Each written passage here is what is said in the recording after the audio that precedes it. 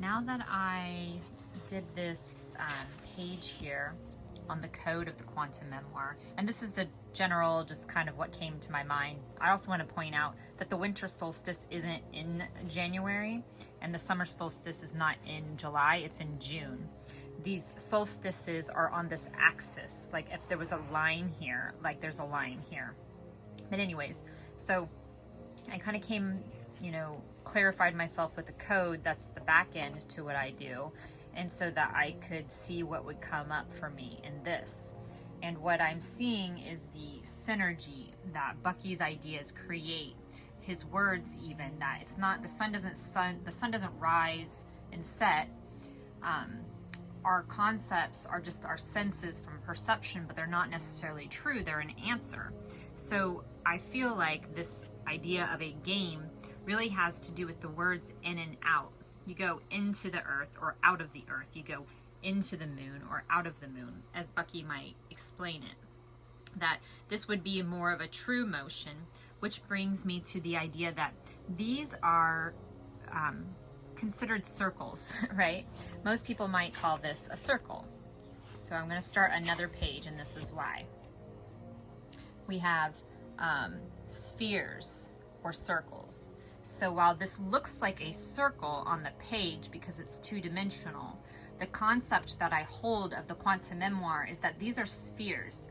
Imagine this to be a third-dimensional quantum piece or fractal of energy that you're filling with information, a charge of energy, and it's in that energetic sphere connecting to all of the other ones and then connecting to the purpose. And then all of this together creates a form, or someone might call it a thought form or a tulpa, that is a projection that goes out into your awareness, your consciousness. I don't know about past and future, but it affects life. That's kind of how I experience it. So this idea of in and out of these spheres, not just circles. And if you go back to the 6-move game that I'm trying to flesh out, that I'm intuiting, is that it has to do with in and out. And how I use these words is I have the inner seed words, which are the center one, purpose, and then this inner 6 spheres is considered, these are my total of 7, my inner spheres. And then I refer to these ones on the outside, these 6, as my outer spheres. So this concept that Bucky uses of in and out and how it's applied to reality, like a law of the universe, I feel like that will be a part of the game. That you, because you do something on these inner spheres that are very unique, and I'm going to break down into another page, kind of like background homework, and then they're relating to the outer spheres, these outer 6 ones that I often create or customize depending on the energy that I'm trying to put into the purpose. So what I'm going to do now is express. That's what the sphere is. I'm going to express the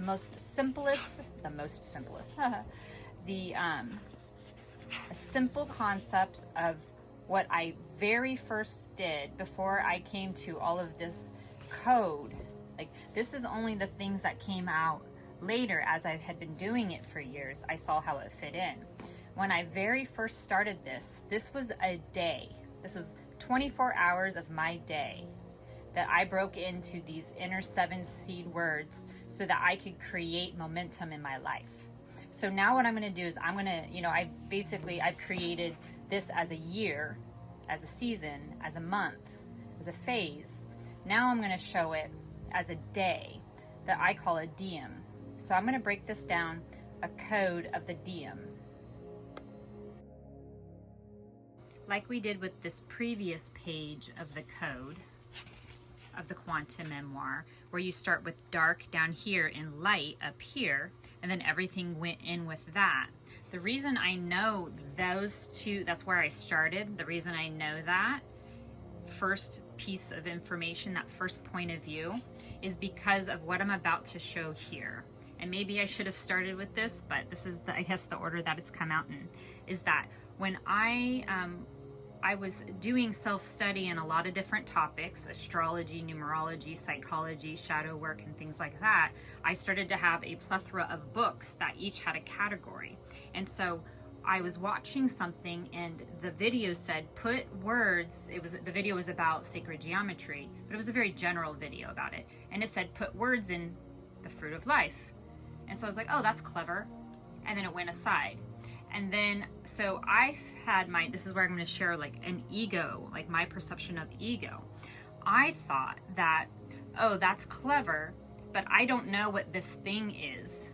So I'm not going to be like trendy like that. I'm not going to bother with that. I'm just going to do circles. So what I did is I started with a center circle, and then I only had 4 or something like that circles around it. I didn't actually go with the fruit of life, even though I watched a video and it said clearly, put words in here. I didn't listen. I thought that I would do it my own way. So for a week, I did do it my own way. I only worked with a very, like maybe 4 or 5 spheres. They were probably considered circles at that time.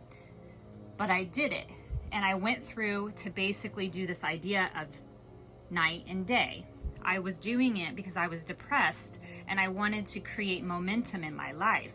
So what I did is I saw these circles that I was working with, like I had 2 here and 2 there. And so I knew that this was the night, like this dark. I'm going to start with the same word just to represent the overall energy. Dark. So I knew that this was night,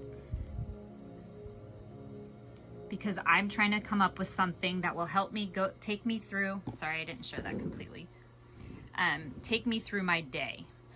And so then this was light, which we've already established in the last video of the backend code. So this would be the backend code. So then if this is the light, that meant this was my day. Like my noon, basically. So this would be noon, and this would be midnight. So then you kind of start to see time, a 24-hour period of here's your morning, then your your noon time, and then your afternoon, and then evening, and then night. So what I did is I said, okay, what I need to do is I need to ground myself.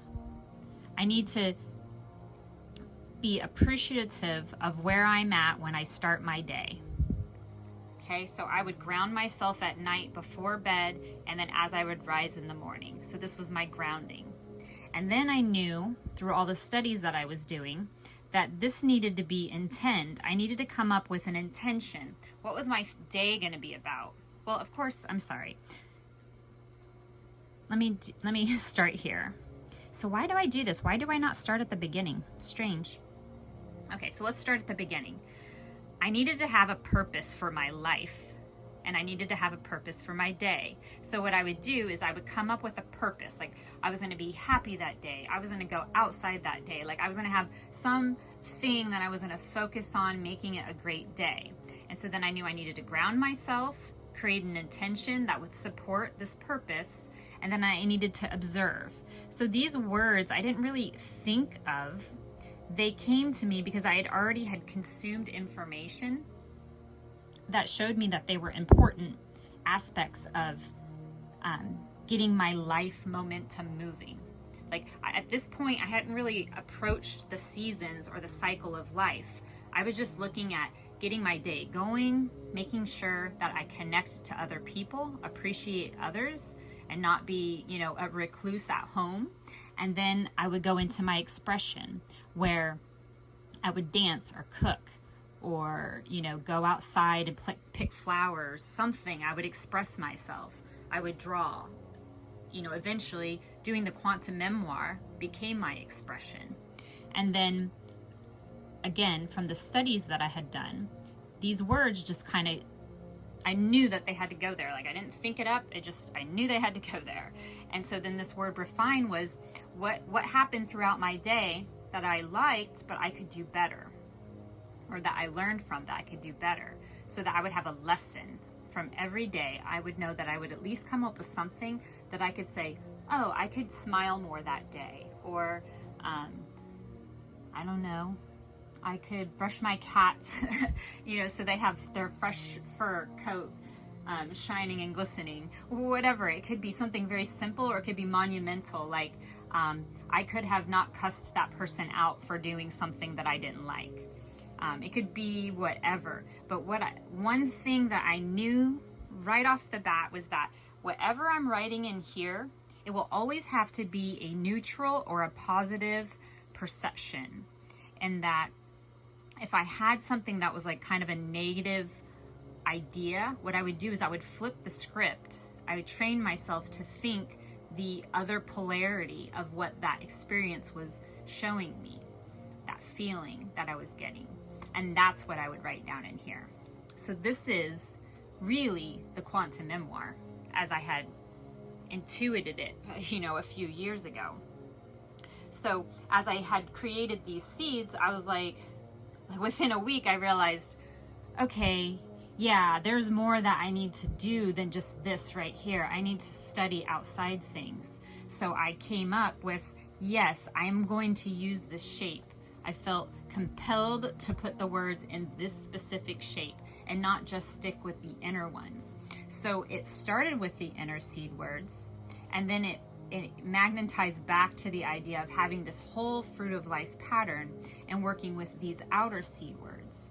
So let me get my compass. If you look at this from the perspective that there are more spheres in here than you just normally see, this creates an inner ring here. So you can see that within this orange line are the inner seed words. So these 7 spheres, to me, are the is the quantum memoir. When I add the outer seed words, that's where it becomes the fruit of life, like growth pattern, because then I'm really incorporating this word. I'm expanding the idea of it into an outer realm out here. But it was all because of night and day and these inner seed words that the rest of those things came forward for me over, you know, a period of time. So then in this aspect, the simplicity of the quantum memoir, this is it. This sphere right here is nothing more than an extension of this one. This sphere here is an extension of refine. So whatever I put here, like whatever other little seed word that I make up for whatever template, it's a concept that relates to this one. For each one of these inner 7 seed words, I have something that I call a pondering. And the pondering is basically a prompt, a meditation prompt, or something to contemplate that would help you really tap into or tune into this seed word that's inside here. So for purpose, the word that I have here is focused attention. So all I'm doing for my purpose is I'm finding what I'm going to focus my attention on. And so then everything that goes in these outer spheres relates to that and comes out of that. And then ground, the pondering that I have here, I've kind of altered it a little bit over the years, but it's really the same thing, which is seed, a new start. So this is like appreciation. The seed is where you are now, the appreciation that you're going to grow forth. And then intention. This prompt or this pondering is to clarify your desire. So as it relates to the purpose sphere, what can you clarify the desire that will help fulfill this purpose? And then observe. This sphere is to gather information. So if you're thinking of the, hold on, I can't write in, if you're thinking of the fact that you're cultivating, this is the spring, you're cultivating energy for your day, you're gathering information about the seed that you've planted, the clarity that you have around it. Now you're looking out in the world and seeing information, the experience, you're evaluating and discerning what's going on. And then here you connect, you appreciate other. And I kind of always put quotes around this others because it's not specifically another person or even a live person or a real person. It could be a plant or an animal or a location. It's that you're connecting with the essence of something else. And so then this sphere is express. So here we're going to convey awareness. So this is about being in the moment and being present with everything that you've cultivated up to this point. This would be like admiring the fruit that has grown on a tree that you've cultivated. And then you're going to come into that. If you noticed in that other video, we have that imaginary line between life and death, or between what's quantum and what's physical, like what's metaphysical and physical. So then here's the harvest of that fruit, and then you come into refine of your day, which is like your evening time, probably after dinner. You're looking at everything that has transpired, and that has been your resultant. Basically, this is where your resultant is. I'm going to even write that, because I've done a synergy page on Buckminster's study, like my study of Buckminster. So to me, what I laid out in the synergy is that this is the resultant, which makes this the action of the day. And so everything that happens here is the reaction.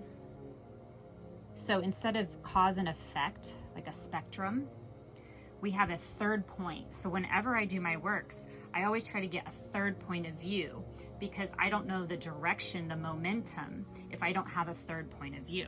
We have action, reaction, and then resultant. So from my resultant, now I can look at things, and I'm going to use this pondering as integrate what works. What could I do better through this day that I could take forth as the new seed, maybe not specifically, but metaphorically or symbolically, that will change my tomorrow's ground, or that night's ground, I should say. This, I'm trying to see if there was anything else. This is the actual quantum memoir as a very simple practice. Where I see it becoming the 6 moves is that because from this basic thing that I have, I now have these outer blank spheres that I do whatever I want to with. So I have a metaphysical practice that I put certain words in here. I have that growth, that fruit of life growth pattern that I put certain words in here. So it really depends then on the overall theme of this form that I want to create, what I do with these outside spheres. I can either just make them an extension and have another ground here, or I can just completely make a new concept. So I think what the new concept is that these are the 6 potentials. These are the 6 moves of the quantum memoir. So this game, the 6 moves, would be about specifically training your mind to think of 6 separate, unique potentials that you would want to influence from the inner spheres. So the further you get into your focus, this is what you want to manifest overall.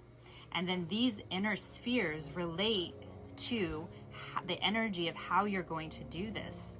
And then these outer spheres are the potentials that you would like to see manifest in your reality. And so somehow these 6 moves, I haven't got to that part yet, will have influence of probability. Number 1. This is potential number 1. Making this 2, because this is the order that I go around.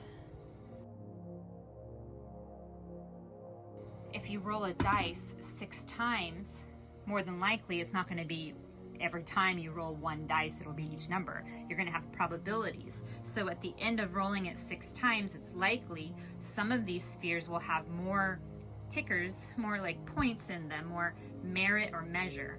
really merit or measure, that's the word I would like to use, because to me measure is the same thing as karma. And I'm not going to get into the depth of that. Maybe I could have a private group for that. But, you know, if you roll the dice 6 times, then you have measure of probabilities for which one of these potentials you're divining as the direction that you would like to go.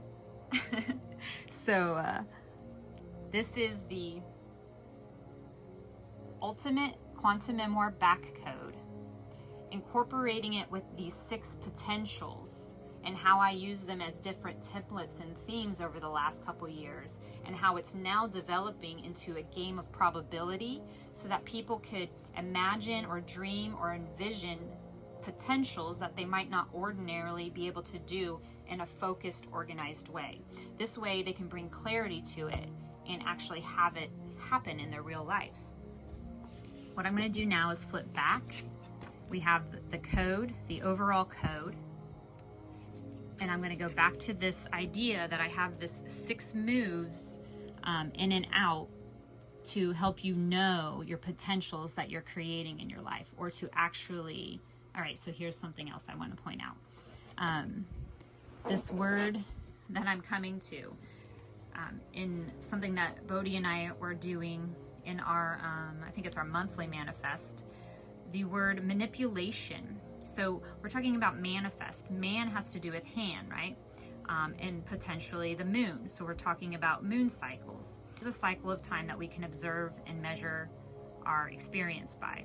So man, this moon, this hand thing, is manipulating or filling these spheres that we have. So this idea is about, you know, mental influence or materialization or manipulation. And the reason I wanted to kind of talk about it is that in my ponderings over the last couple of years, I would never have wrote this down because I had such a negative idea about manipulation, because I was really only seeing it as a standalone thing. But manipulation, I see, is really a spectrum. So manipulation itself is a very neutral thing. It's right here in the center.